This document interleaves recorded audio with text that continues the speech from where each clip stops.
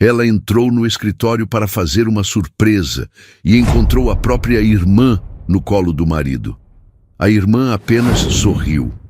Ela disse 2 palavras e saiu. O que aconteceu depois foi inacreditável. A porta do escritório de Daniel estava apenas encostada, uma fresta mínima, mas suficiente para que a luz dourada do fim de tarde no Rio de Janeiro entrasse e fizesse o letreiro de vidro da Gonçalves em Ribeiro brilhar como um aviso. Marcela parou por um instante no corredor silencioso do 12º andar. O ar-condicionado gelado contrastava com o calor que subia por sua pele, uma mistura de pressa e uma estranha apreensão que ela não conseguia nomear. Trazia nas mãos uma pequena caixa de veludo azul, dentro dela o relógio que Daniel tanto queria. Um presente surpresa para comemorar os 3 anos de casamento que completariam na semana seguinte. Foi então que ela ouviu a voz dele. Não era a voz profissional que usava com os clientes, nem a voz cansada do fim do dia que ela se acostumara a ouvir. Era um tom diferente, um sussurro rouco, carregado de uma intimidade que a fez gelar. Era um tom que ele não usava com ela há meses, talvez anos. A familiaridade daquela inflexão dirigida a outra pessoa foi como uma chave girando numa fechadura enferrujada em seu peito. A curiosidade, mais forte que a discrição, a impeliu para a frente. Com a ponta dos dedos, ela empurrou a porta. O que viu não foi uma imagem, mas um golpe.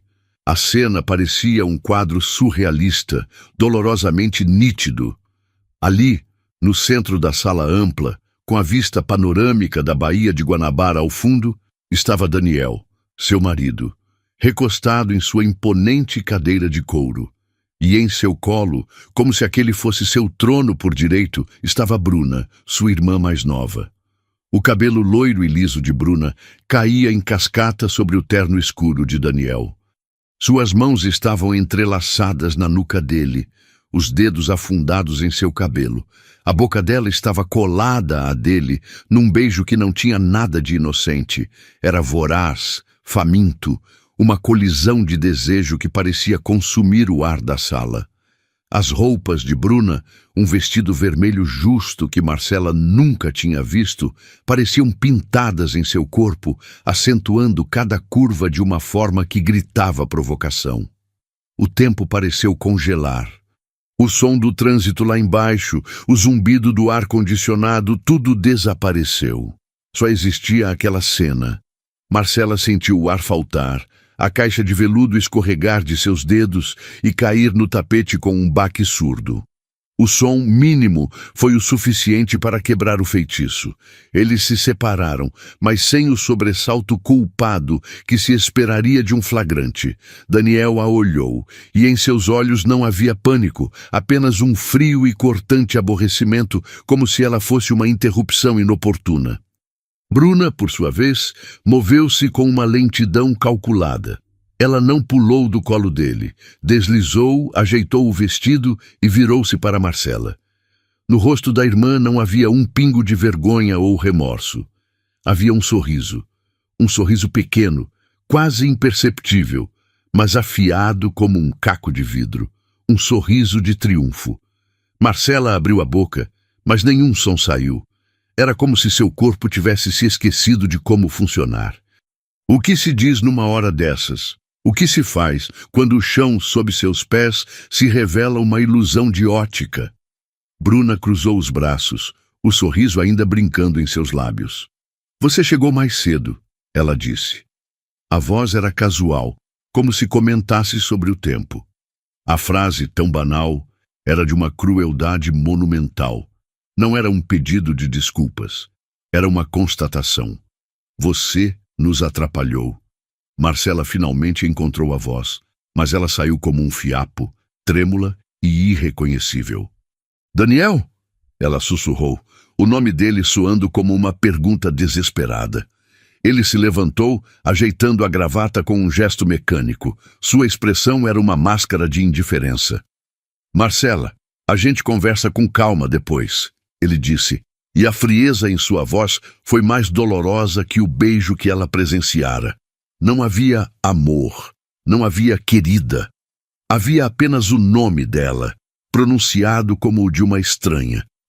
A negação, aquele primeiro e inútil refúgio da mente, começou a se dissipar, dando lugar a uma dor aguda e lancinante.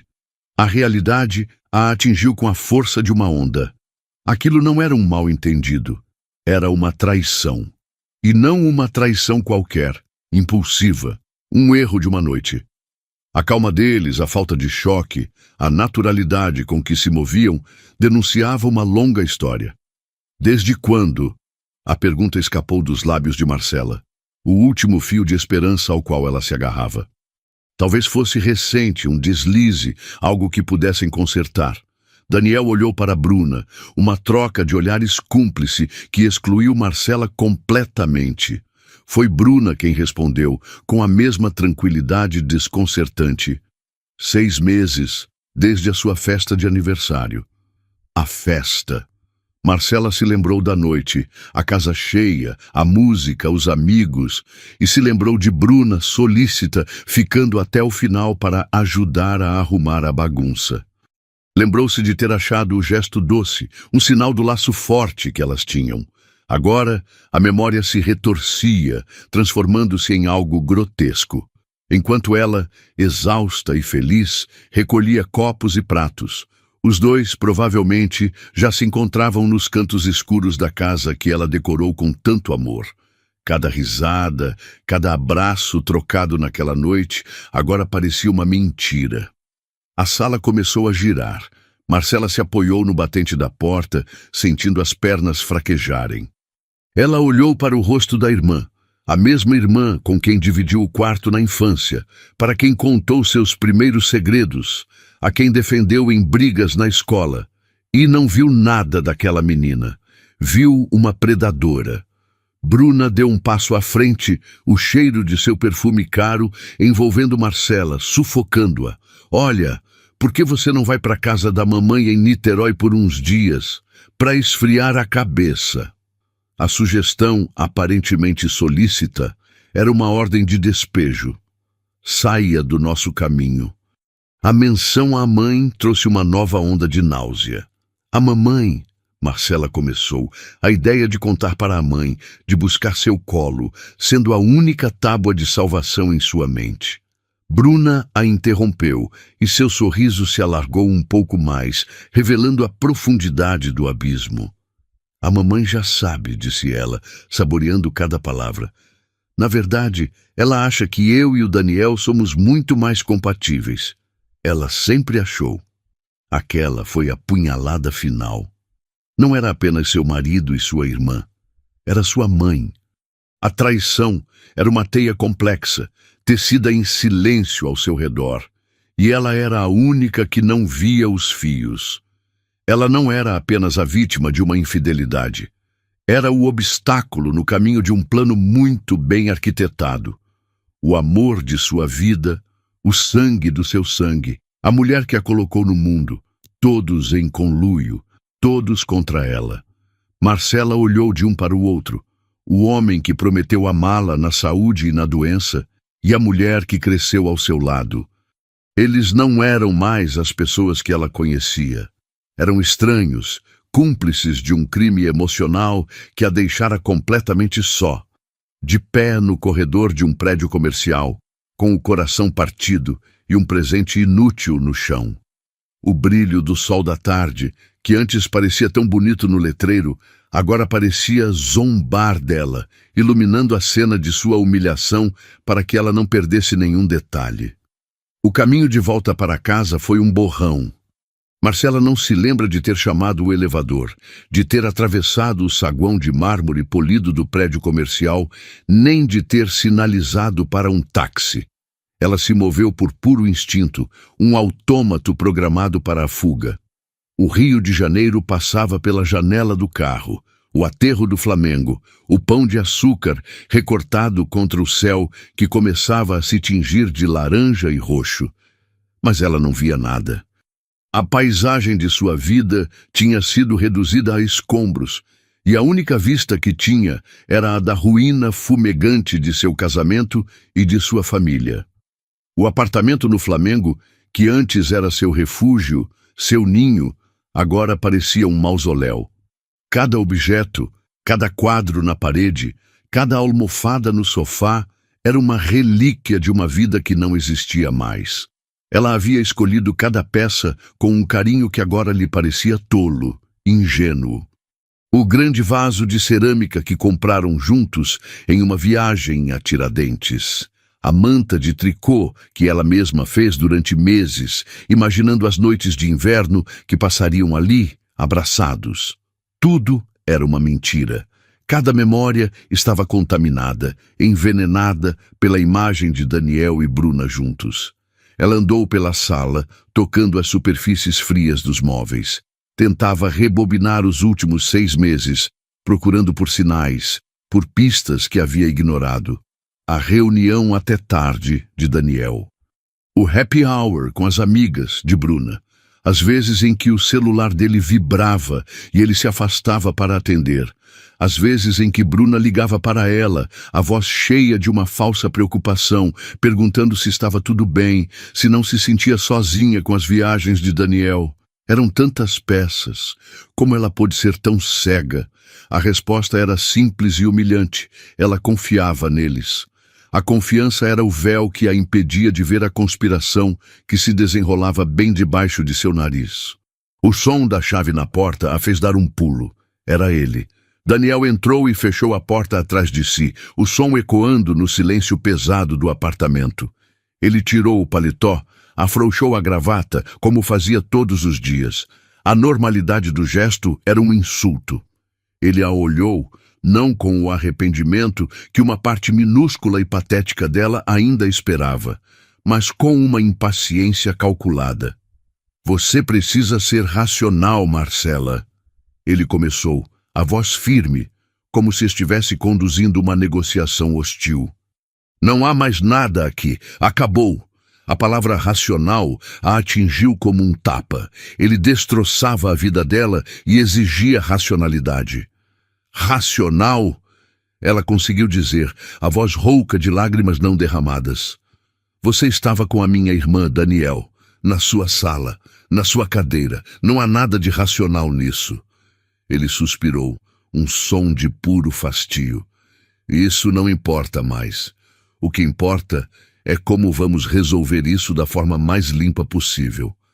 Ele caminhou até o bar, serviu-se de um uísque e virou-se para ela, o copo na mão. Eu pensei em uma compensação para você, para te ajudar a recomeçar. Marcela o encarou incrédula. Compensação. Ele falava como se estivesse demitindo uma funcionária, não terminando um casamento construído sobre o que ela pensava ser amor e parceria. Eu te ofereço 30 mil reais, ele disse, o tom final, como se estivesse lhe fazendo um grande favor. É um bom dinheiro. Você pode alugar um lugar, se estabelecer, mas você precisa sair daqui. O apartamento está no meu nome, você sabe. 30 mil reais. O preço da sua dignidade, o preço de 3 anos de dedicação, de amor, de construção de uma vida a 2. O preço para que ela desaparecesse e os deixasse em paz. A frieza dele era cirúrgica. Ele não estava apenas terminando o casamento, estava apagando-a da existência que compartilhavam. O apartamento, que ela transformara em lar, era apenas um ativo dele. Ela era apenas uma ocupante temporária, cujo contrato havia expirado. Antes que ela pudesse responder, a campainha tocou. Por um momento ela pensou em não atender, mas uma força sombria, uma necessidade de encarar o abismo de frente, a fez caminhar até a porta. Era Bruna. Ela segurava uma garrafa de vinho caro, um sorriso ensaiado de empatia no rosto. Eu imaginei que você precisaria de um ombro amigo, disse ela, tentando entrar. Marcela bloqueou a passagem com o corpo. Um ombro amigo? O seu ombro, Bruna? O sorriso de Bruna vacilou por uma fração de segundo. Não precisa ficar assim com raiva. Somos irmãs, ela insistiu, a voz melosa. A audácia era de tirar o fôlego. Ela vinha com o vinho na mão, fingir consolo depois de ter apunhalado a irmã pelas costas. Era um teatro, e um teatro doentio. Foi nesse instante, olhando para o rosto da irmã, que a névoa da dor começou a se dissipar, dando lugar a uma clareza gélida e assustadora. Um padrão começou a se formar em sua mente. Uma memória antiga, quase esquecida, veio à tona. Uma amiga de faculdade de Daniel, chorando, contando que ele a havia descartado de forma brutal quando se cansou dela. Na época, Marcela defendeu Daniel, acreditando na versão dele de que a moça era instável. E Bruna? Marcela se lembrou de um episódio no colégio, quando o namorado de sua melhor amiga terminou com ela e 2 semanas depois apareceu de mãos dadas com Bruna. E outro mais tarde, com uma colega de trabalho. Bruna sempre estava lá, consolando a amiga traída, apenas para pouco depois assumir o lugar dela. Eram incidentes isolados, pensava Marcela. Agora via que não eram incidentes, eram um método. Eles não eram apenas traidores, eram predadores em série, e ela era apenas a última vítima. A percepção a atingiu com a força de um raio. A dor ainda estava lá, uma ferida aberta em seu peito. Mas algo novo começou a borbulhar por baixo dela, uma raiva fria, lúcida. Uma raiva que não era sobre gritar ou quebrar coisas. Era uma raiva que exigia ação. Eles a haviam subestimado. Pensaram que ela era fraca, que iria chorar em um canto, aceitar as migalhas e desaparecer. Eles a viram como um obstáculo a ser removido, não como uma adversária. Ela olhou para Bruna, parada em seu portal com a garrafa de vinho, e depois para Daniel, que observava a cena do bar, com seu uísque e sua arrogância.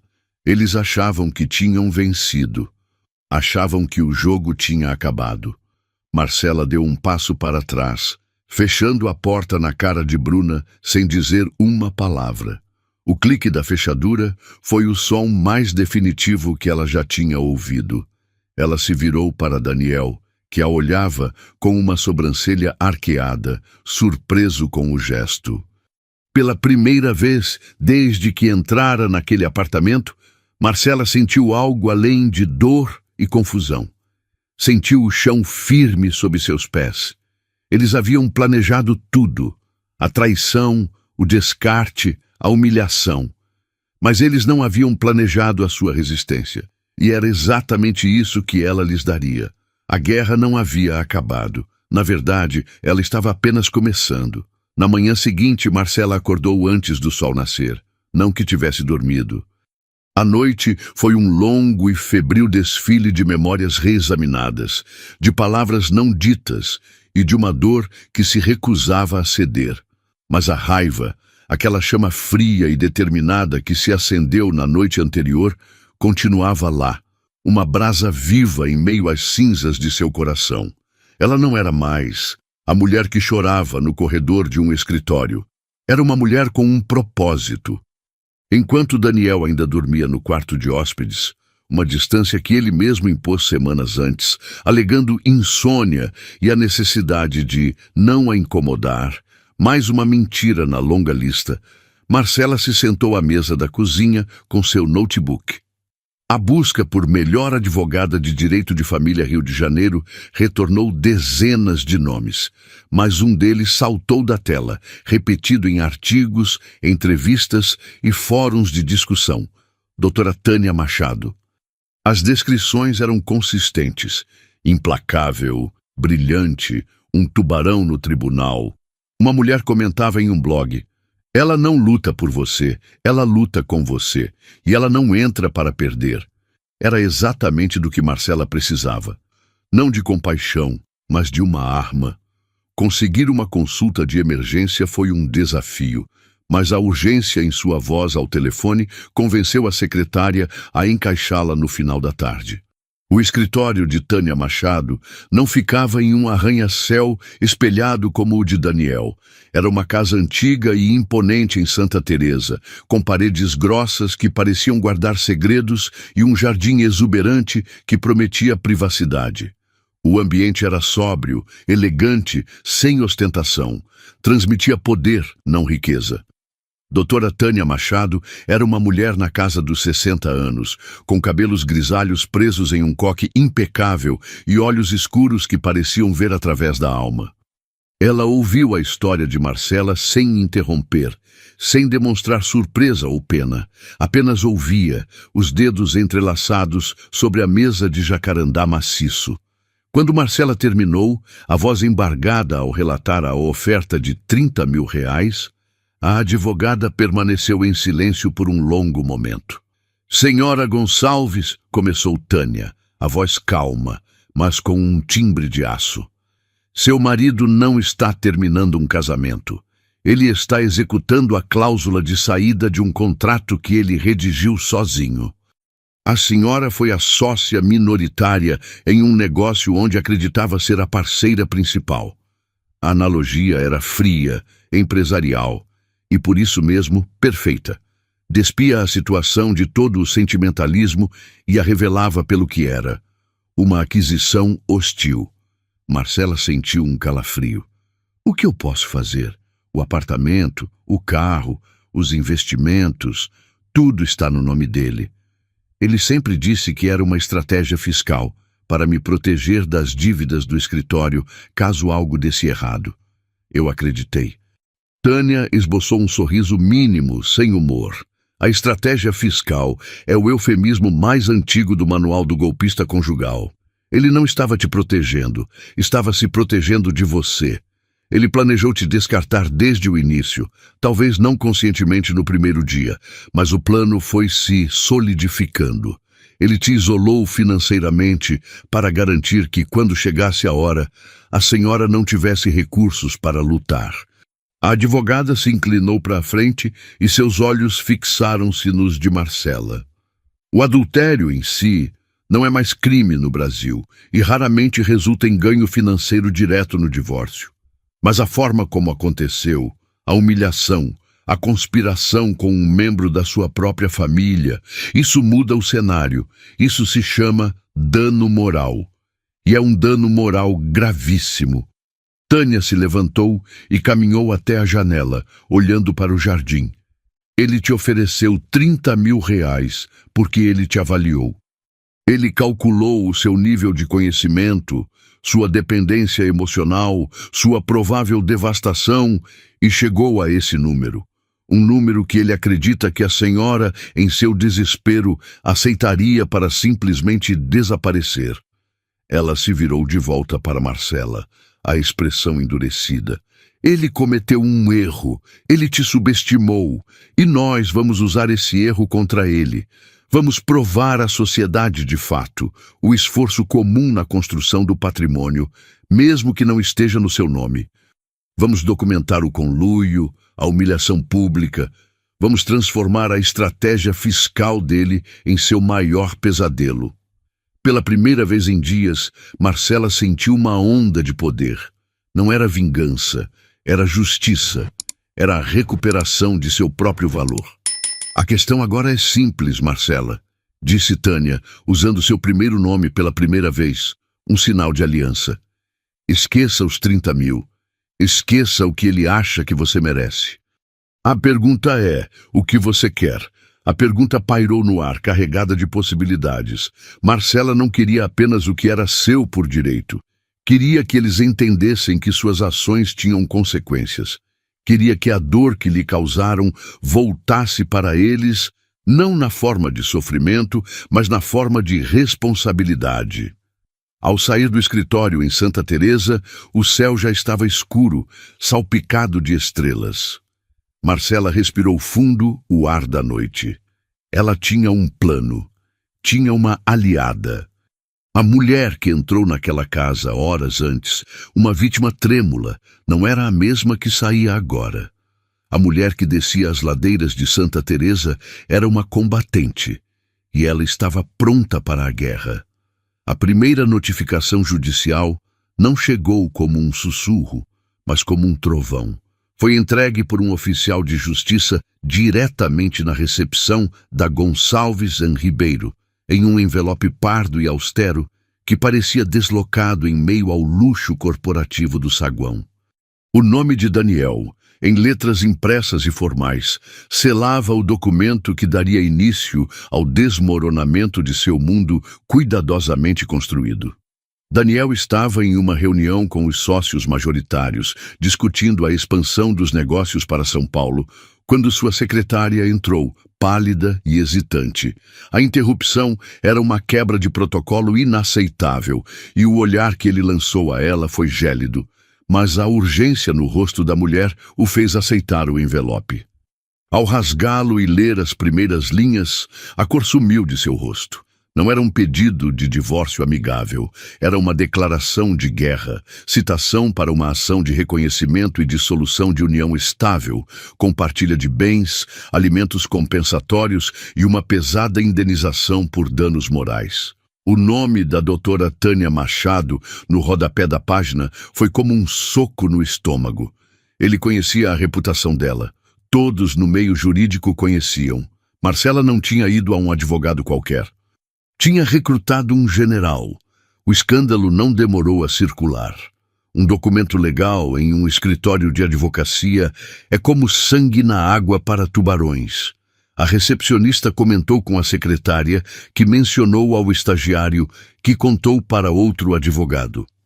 Em poucas horas, os corredores da firma zumbiam com a história.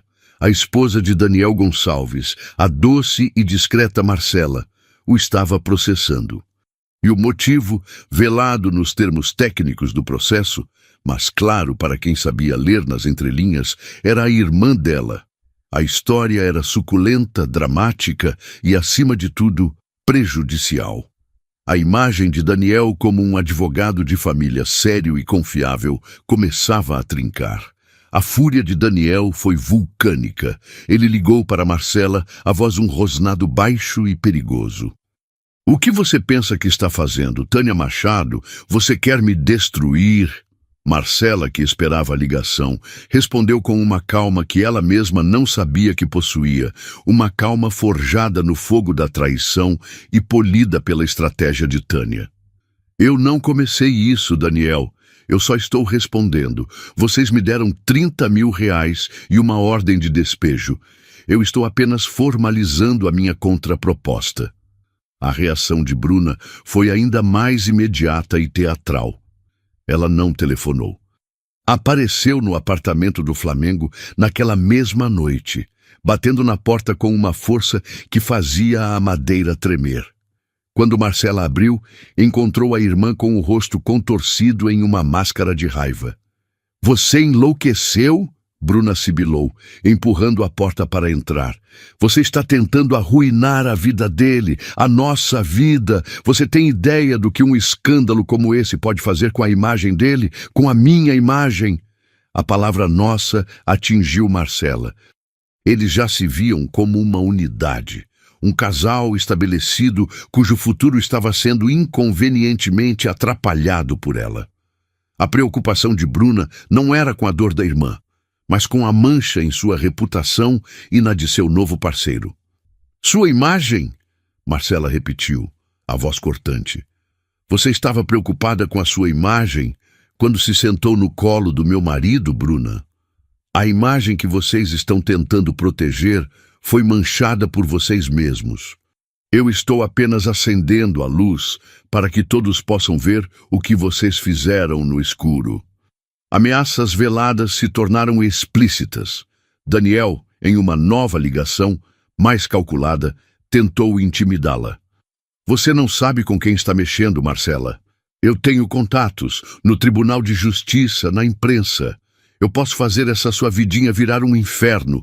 Posso garantir que ninguém nunca mais te contrate para um projeto de design." Bruna, em sua fúria, foi ainda mais direta. "Eu vou acabar com você. Vou contar para todo mundo que você é desequilibrada, instável. Vou destruir sua reputação profissional. Você vai se arrepender de ter nascido." Eles esperavam que ela recuasse, que o medo a fizesse correr de volta para a insignificância que haviam planejado para ela. Mas Marcela estava preparada. Seguindo o conselho de Tânia, cada ligação, cada mensagem, Cada ameaça era meticulosamente documentada.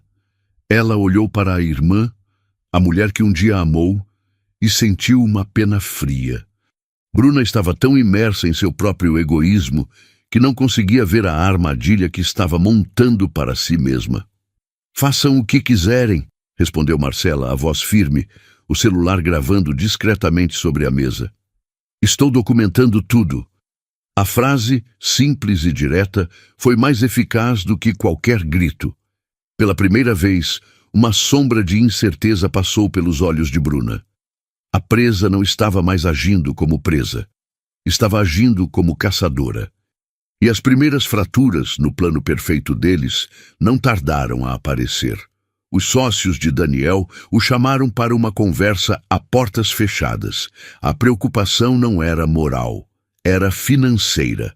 A firma Gonçalves em Ribeiro tinha uma reputação a zelar. Clientes, especialmente em casos de família, buscam discrição e confiança. Um de seus principais nomes envolvido em um divórcio litigioso e escandaloso, com acusações de conduta antiética envolvendo a própria cunhada, era péssimo para os negócios. A pressão era clara: resolva isso, rápido e em silêncio. Para Bruna, o golpe veio de onde ela mais valorizava: o mundo das aparências. Como influenciadora digital, sua carreira era construída sobre uma imagem de autenticidade e estilo de vida aspiracional. Mas os boatos têm pernas longas no mundo da moda. Uma marca de bolsas de luxo suspendeu sua campanha. Uma grife de roupas carioca cancelou sua participação em um evento. Nenhuma explicação oficial foi dada, apenas mudanças na estratégia de marketing. Mas Bruna sabia. O veneno da história começava a contaminar sua fonte de renda. A imagem de mulher inspiradora era difícil de sustentar quando os sussurros a pintavam como uma destruidora de lares. O golpe mais inesperado, no entanto, veio de Niterói. O telefone de Marcela tocou em uma tarde chuvosa. Era sua mãe. A voz do outro lado da linha não era acusatória ou defensiva, mas hesitante, carregada de um constrangimento palpável. "Minha filha", começou a mãe, a voz fraca, Eu tenho visto as coisas que andam falando. Sobre a Bruna, sobre o Daniel." Houve uma pausa longa. "Talvez eu tenha errado com você. Seu pai sempre dizia que das duas você era a forte, a que aguentava o tranco em silêncio. Eu acho que confundi sua força com fraqueza." Não era um pedido de desculpas completo, não era a absolvição que Marcela talvez um dia desejasse, mas era um começo, era o reconhecimento de um erro. Era a primeira rachadura na muralha de traição familiar que a havia isolado. Naquele momento, sentada em seu apartamento, ouvindo a chuva bater na janela, Marcela não chorou de tristeza, mas de um alívio exausto. A maré, lenta, mas seguramente, estava começando a virar. Ela não estava mais sozinha na correnteza. A sala de reuniões do fórum era um espaço deliberadamente neutro, pintado em tons de bege e cinza, projetado para acalmar os ânimos e incentivar o acordo. Mas a neutralidade do ambiente não conseguia dissipar a tensão que pairava no ar, tão densa que parecia ter peso e forma. Era o dia da audiência de conciliação, o momento em que as máscaras caem e as verdadeiras intenções são postas à mesa. Marcela chegou acompanhada de doutora Tânia Machado. Ela usava um vestido azul marinho, de corte simples e elegante, o cabelo preso em um coque baixo. Não havia nada em sua aparência que gritasse vingança ou sofrimento. Havia apenas uma serenidade resoluta, uma força tranquila que era mais intimidante do que qualquer demonstração de raiva. Ela se sentia como uma atriz, prestes a entrar no palco para o papel de sua vida, mas a personagem era ela mesma, em sua versão mais autêntica e inabalável. Do outro lado da longa mesa de madeira, Daniel já estava sentado ao lado de seu advogado, um homem mais velho com uma expressão cansada. Daniel parecia uma sombra do homem arrogante que a havia confrontado em seu escritório e em seu apartamento. Estava mais magro, com olheiras profundas que o terno caro não conseguia disfarçar. Seus ombros estavam curvados, não em submissão, mas sob o peso da pressão dos sócios, do escrutínio dos colegas e da perspectiva de uma batalha judicial longa e suja. Ele evitou o olhar de Marcela, mantendo os olhos fixos em um bloco de notas à sua frente, como se as anotações contivessem um roteiro para tirá-lo daquele desastre. Bruna não estava presente. Tânia havia aconselhado que a presença dela seria inflamatória e legalmente desnecessária, mas Marcela sabia o motivo real. Bruna não suportaria uma situação onde não estivesse no controle, onde sua beleza e seu charme não tivessem valor algum. Ela preferia se ausentar a ser vista como a coadjuvante em um drama sobre as consequências de seus próprios atos. A mediadora, uma mulher de fala mansa, fez as apresentações formais e explicou o propósito do encontro. Era uma formalidade. Todos ali sabiam que aquilo não era sobre reconciliação, era sobre números. Doutora Tânia abriu sua pasta com um movimento preciso e falou primeiro, a voz clara e firme, preenchendo o silêncio da sala. Ela não narrou a traição com detalhes sórdidos. Ela a apresentou como um fato jurídico, um ato ilícito que gerou dano moral e material, parte de uma estratégia deliberada para lesar patrimonialmente e psicologicamente sua cliente. Em seguida, apresentou as provas, extratos bancários que mostravam a total dependência financeira de Marcela, e-mails onde Daniel a desencorajava de trabalhar em tempo integral para que ela pudesse cuidar da casa e da vida social do casal. E a peça central, as gravações das ameaças feitas por ele e por Bruna. Quando a voz de Daniel, distorcida pela gravação, mas inconfundivelmente dele, ecoou na sala, eu posso fazer essa sua vidinha virar um inferno. Ele se encolheu visivelmente na cadeira. Seu advogado fechou os olhos por um instante, uma breve expressão de derrota. Então Tânia apresentou a proposta de acordo de Marcela. Não era uma lista de desejos, era uma fatura. Primeiro, R$300 mil a título de indenização por danos morais, disse Tânia, o valor pairando no ar como uma sentença. Considerando a humilhação pública, a conspiração familiar e as ameaças proferidas. O advogado de Daniel pigarreou. Doutora, o valor é exorbitante, desproporcional. Tânia nem piscou. Desproporcional foi a conduta do seu cliente, doutor. Prossigo. Segundo, 50% do valor de mercado do imóvel situado no Flamengo, reconhecendo a união estável e o esforço comum na construção da vida a dois, independentemente de quem detém o título formal da propriedade. Daniel levantou a cabeça pela primeira vez, o rosto vermelho de indignação. Esforço comum? Eu paguei por tudo. Ela apenas decorou o lugar. Foi Marcela quem respondeu, a voz calma, mas com um fio de aço.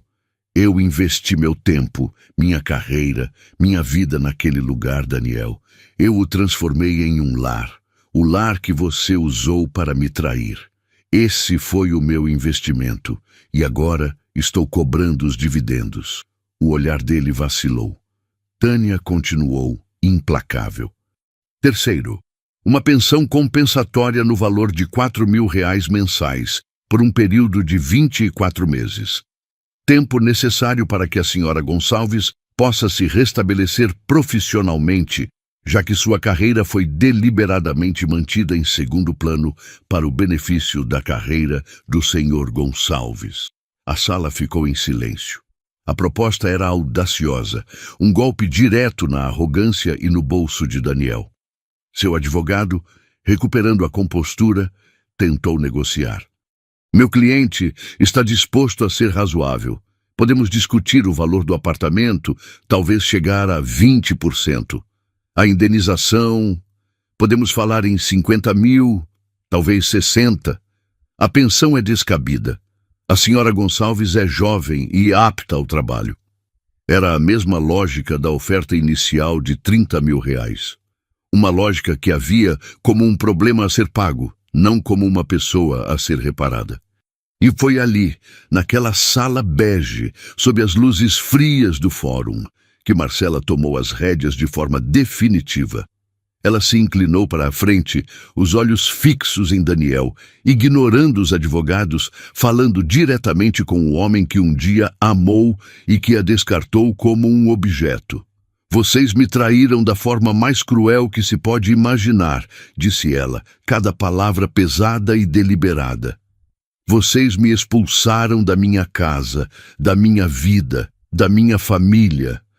Vocês me ofereceram trocados para que eu sumisse em silêncio, como lixo que se varre para debaixo do tapete. E agora, quando eu apresento a conta pelo estrago que fizeram, vocês querem negociar o preço da minha dor? Querem um desconto na minha dignidade? Ela fez uma pausa, deixando as palavras ecoarem. Isso não é uma negociação, Daniel. Isso se chama consequência. A palavra final caiu na mesa como um martelo. Não havia mais nada a ser dito. O blefe de Daniel havia sido pago. Ele olhou para seu advogado, buscando uma saída, uma brecha, mas o rosto do homem mais velho era um mapa da derrota. A batalha pública que se seguiria, com as gravações, as testemunhas, a reputação de Tânia Machado, seria devastadora. Custaria a ele muito mais do que o dinheiro que Marcela pedia. Custaria sua carreira. Com um aceno quase imperceptível, ele cedeu. O advogado suspirou e disse as palavras que selaram o fim da guerra. Vamos redigir os termos do acordo. Marcela não sentiu euforia, não sentiu o prazer da vingança. Sentiu um alívio profundo e exausto, como um nadador que finalmente alcança a praia depois de uma tempestade. Ela havia enfrentado o monstro e não havia sido devorada. Havia olhado no abismo, e o abismo havia desviado o olhar primeiro. A justiça naquele dia não foi cega, ela tinha seu rosto. O dinheiro do acordo caiu na conta de Marcela em uma manhã ensolarada de terça-feira. O número com todos os seus zeros era frio e impessoal, uma sequência de dígitos na tela do celular que não refletia o custo emocional que representava. Não houve celebração. Apenas o clique silencioso de uma transferência bancária que encerrava um capítulo de sua vida e, ao mesmo tempo, lhe entregava as chaves para começar um novo. Com a ajuda de um corretor paciente, ela encontrou um apartamento no bairro da Glória. Era menor que o do Flamengo, mas tinha uma alma que o outro nunca possuiu. As janelas altas se abriam para a copa das árvores, e da pequena varanda se via um pedaço da Marina da Glória, com seus barcos balançando suavemente na água. Era um lugar que prometia paz, não status. Pela primeira vez em anos, ela se sentiu em casa.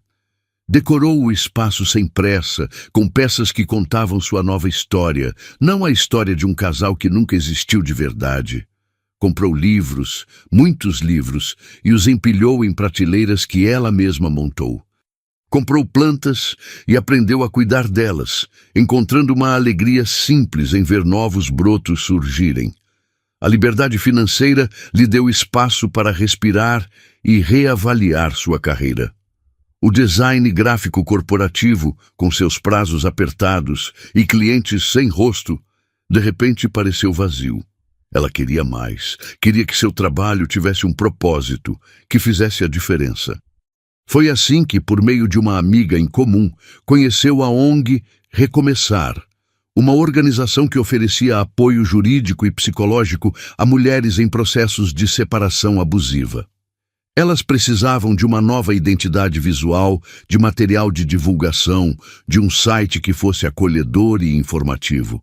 Marcela ofereceu seus serviços, inicialmente como voluntária. Mergulhou no projeto com uma paixão que não sentia há anos.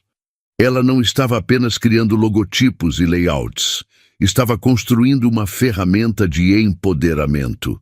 Entendia a linguagem visual do medo, da esperança, da resiliência. Sabia que a cor certa, a fonte correta, poderia transmitir a mensagem "Você não está sozinha", antes mesmo que uma única palavra fosse lida. Seu trabalho foi tão impactante que a ONG a contratou como diretora de comunicação. Marcela se tornou uma referência em design social, sua história pessoal, contada discretamente, dando uma autenticidade poderosa ao seu trabalho. Ela não era apenas uma designer.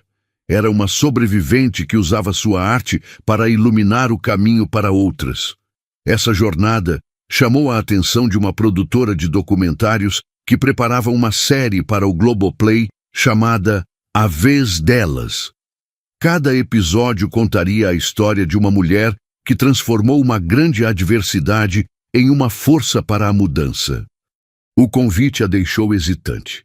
Expor sua dor mais profunda para milhões de pessoas parecia aterrorizante.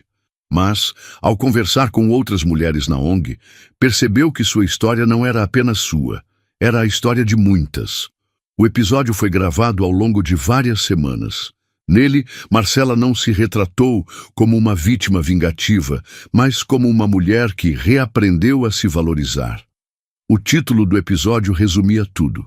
Minha irmã me roubou o marido, mas não minha dignidade. Enquanto Marcela construía sua nova vida, o castelo de cartas de Daniel e Bruna desmoronava em câmera lenta. A suspensão da carteira da OAB foi o golpe de misericórdia na carreira de Daniel. A investigação interna, impulsionada pela pressão dos sócios para limpar a casa, concluiu que sua conduta representava grave quebra de decoro profissional.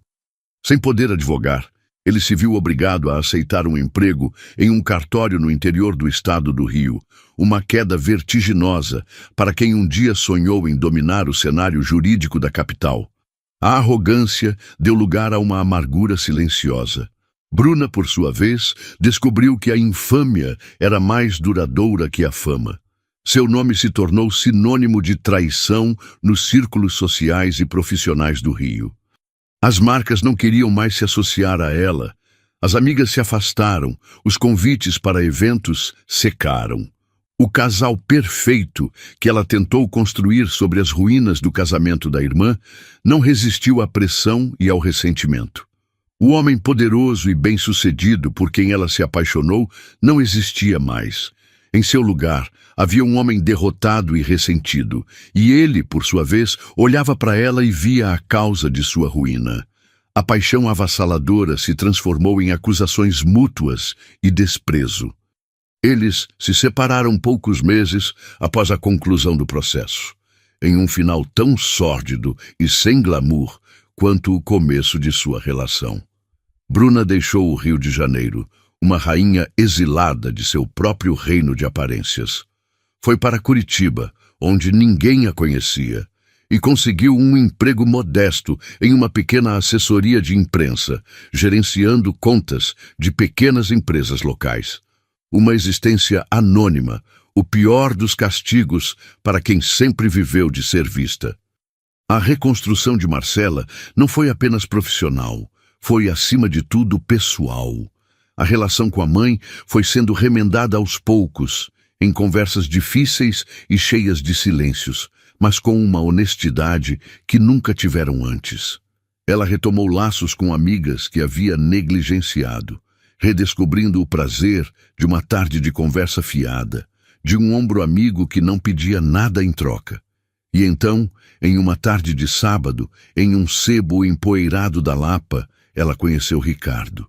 Ele era professor de literatura, com um sorriso gentil e olhos que pareciam realmente escutá-la.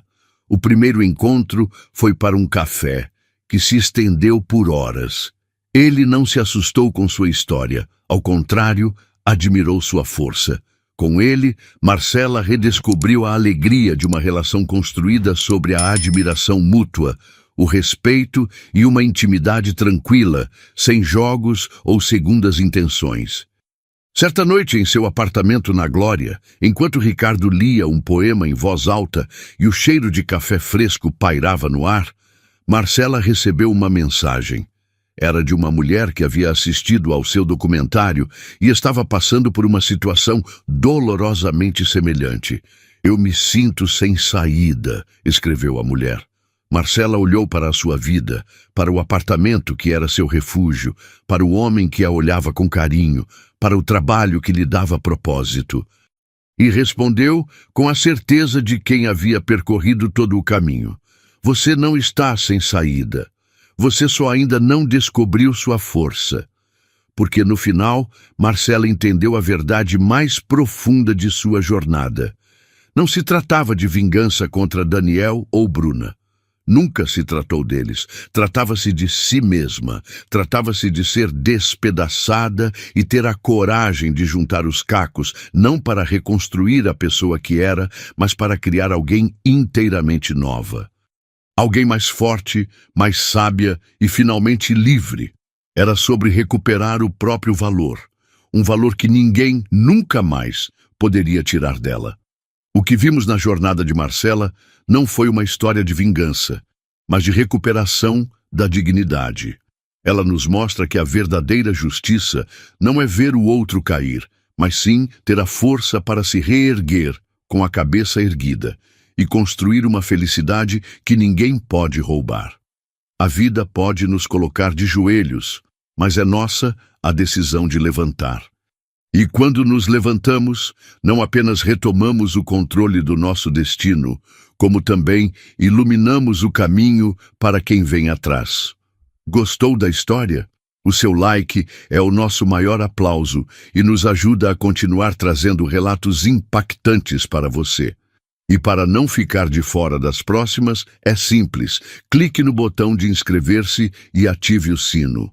Estamos preparando mais conteúdo de qualidade, feito especialmente para você. Obrigado pela sua companhia e até a próxima.